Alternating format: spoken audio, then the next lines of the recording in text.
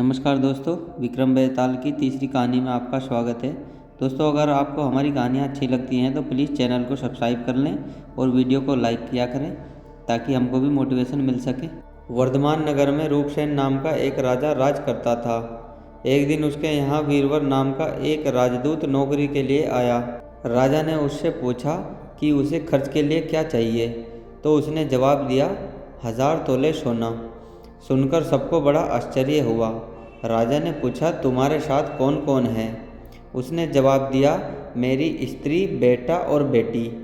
राजा को और भी अचंभा हुआ, आखिर 4 जने इतने धन का क्या करेंगे? फिर भी उसने उसकी बात मान ली।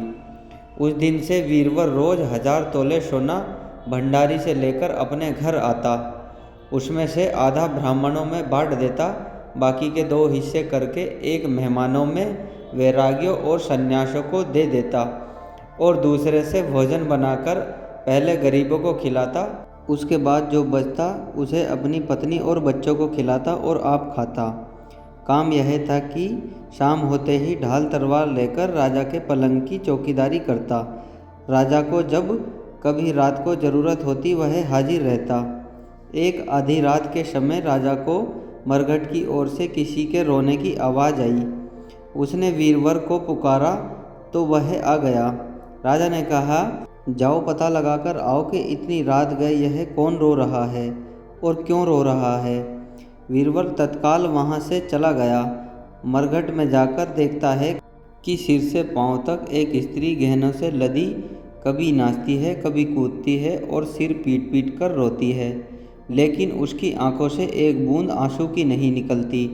वीरवर ने पूछा, तुम कौन हो, क्यों रोती हो? उसने कहा, मैं राजलक्ष्मी हूँ। रोती इसलिए हूँ कि राजा विक्रम के घर में खोटे काम होते हैं, इसलिए वहाँ दरिद्रता का डेरा पड़ने वाला है। मैं वहाँ से चली जाऊँगी और राजा दुखी होकर 1 महीने में मर जाएगा। सुनकर वीरवर ने पूछा, इससे बचने का कोई उपाय है? स्त्री बोली, हाँ है। यहाँ से पूरब में 1 योजन पर एक देवी का मंदिर है। अगर तुम उस देवी पर अपने बेटे का शीश चढ़ा दो तो विपदा टल सकती है। फिर राजा 100 वर्षों तक बेग टके राज करेगा। वीरवर घर आया और अपनी स्त्री को जगाकर सब हाल कहा। स्त्री ने बेटे को जगाया, बेटी भी जाग पड़ी। जब बालक ने बात सुनी तो वह खुश होकर बोला, आप मेरा शीश काटकर जरूर चढ़ा दें।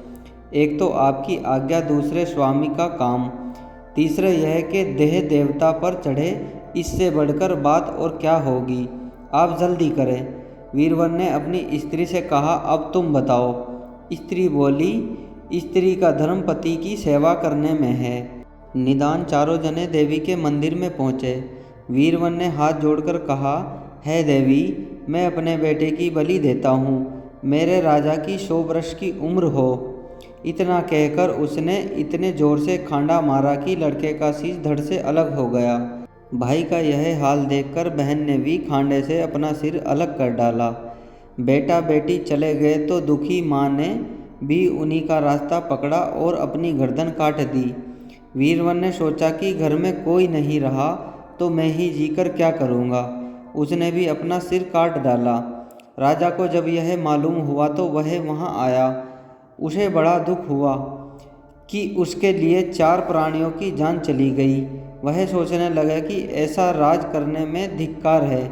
यह सोच उसने तलवार उठा ली और जैसे ही अपना सिर काटने को हुआ कि देवी ने प्रकट होकर उसका हाथ पकड़ लिया।